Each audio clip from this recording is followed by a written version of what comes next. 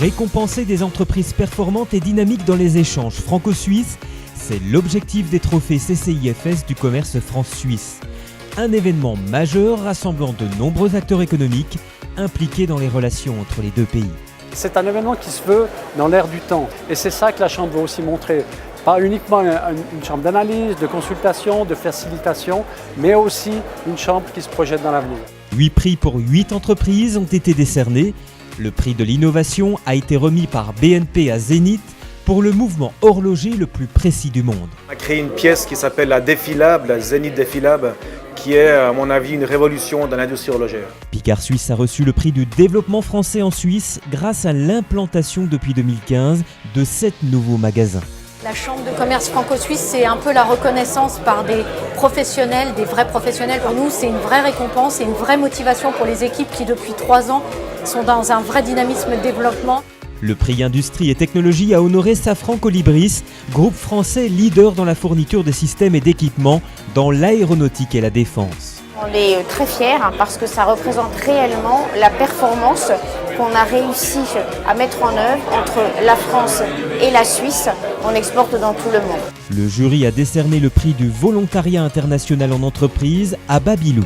Un peu ému, c'était une première expérience pour Babylou, ce VIE.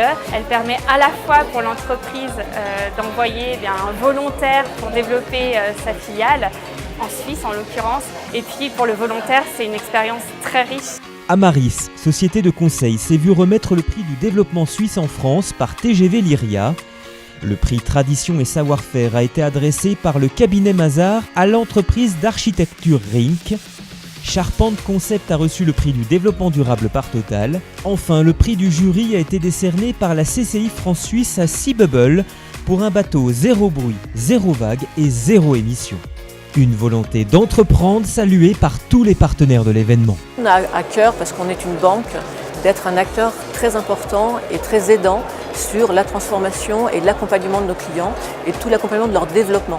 Et notamment nos clients suisses, les entrepreneurs suisses et les corporates suisses qui, vous le savez, exportent à 65% leurs produits vers l'Europe et notamment vers la France.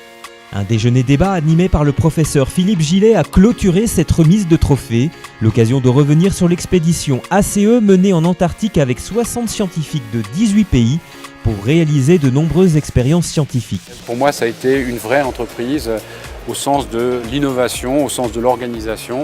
Et puis ça a été un vrai moment, une vraie communion culturelle entre les différentes personnes qui étaient à bord du bateau. Cette 29e édition des trophées organisés par la CCI France-Suisse est une réussite.